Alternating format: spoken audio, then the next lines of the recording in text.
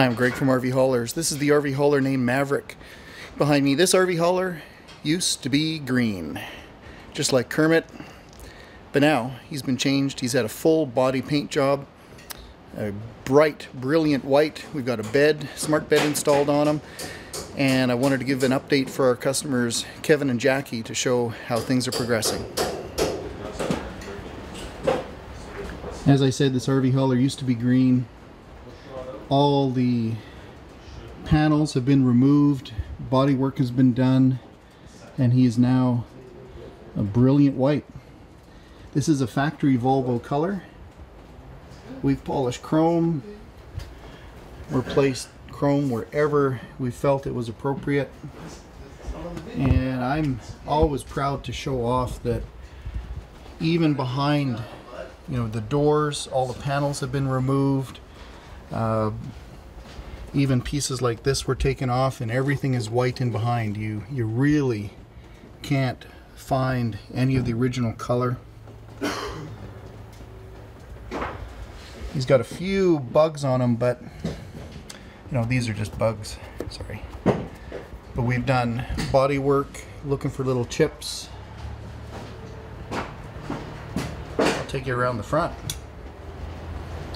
We've got a little bit of dust marks and some fingerprints, but everything is just pristine and new. Maverick looks awesome. You would never ever guess that this was a 2009. So that moose bumper has been polished up. Added those hood mirrors, chrome backs on the mirrors. Look at that. Perfect mirror. I'll show you some of the other things that we've got touch-ups on. Of course, we're driving these a lot and doing testing, looking for any imperfections, and one of the things we found was that one of the rear seals on the axle had some small sweating. Now, there's no way that it would fail a safety or that it would be an issue, but when a rear axle seal is starting, it's only going to get worse. It's not going to fix itself. So we did the rear axle seals. That's why the wheels are off in the back. And some other things we found.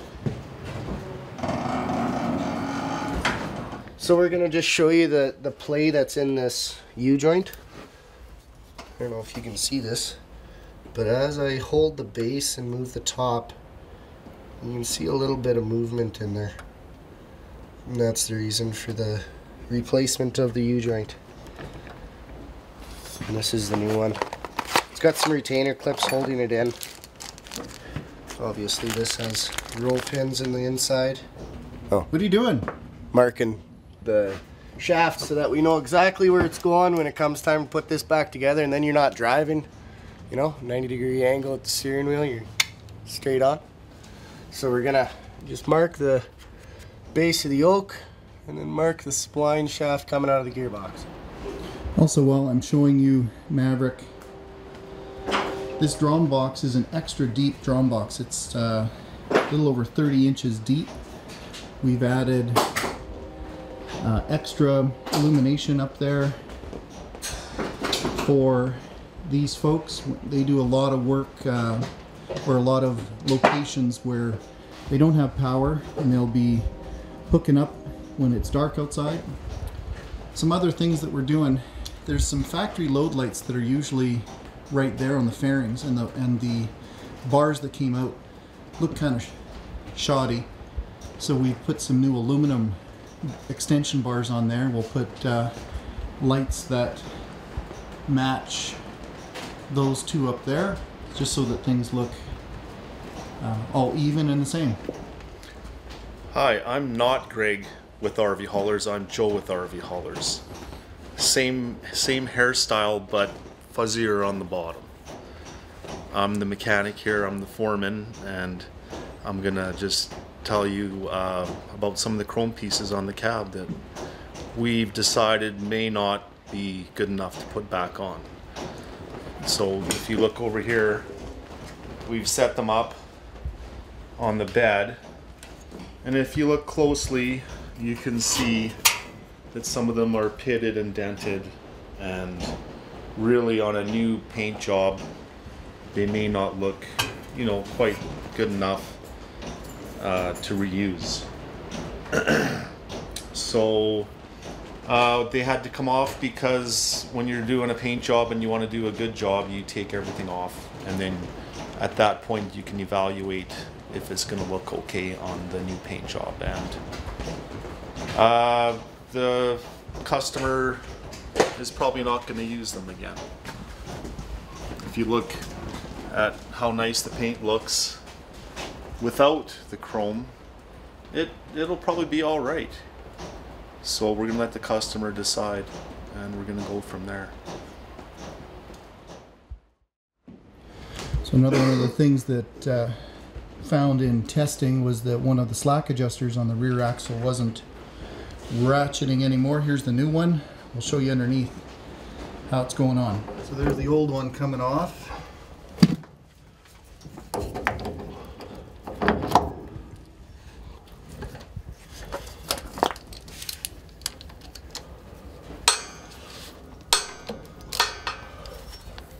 Where's that slack, bud?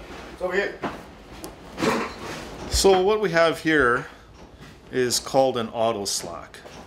It's an auto slack adjuster that probably came out 20 years ago. And what it does is it takes up, as the brakes wear, it takes up the play in the brake automatically, so you drivers don't have to adjust their own brakes. And it's a safety feature that came out probably 20 years ago. And as the brake wears, the push rod pushes further out, and as this angle changes, it brings this second piece up, which in here will make an adjustment on this blind piece, which goes through the S-cam to the brake shoes. So as this comes out further, this comes up, adjusts in here, and automatically takes up any slack. That's why it's called a slack adjuster. It's adjusting the slack, or the distance that the push rod pushes to apply the brake. So this happens without the driver even knowing about it. And when they wear out, and the reason we're changing this one is it turns easy one way, which is adjusting it up, and the other way, which is backing it off, it ratchets, and it quit ratcheting. You'll hear a ratchet sound when you go backwards, and it quit doing that. So we've had to replace this. Okay, so in here we have the brake assembly. This is called your S-cam. As you can tell, it's in the shape of an S, and this will rotate as this, the brake chamber, spring brake.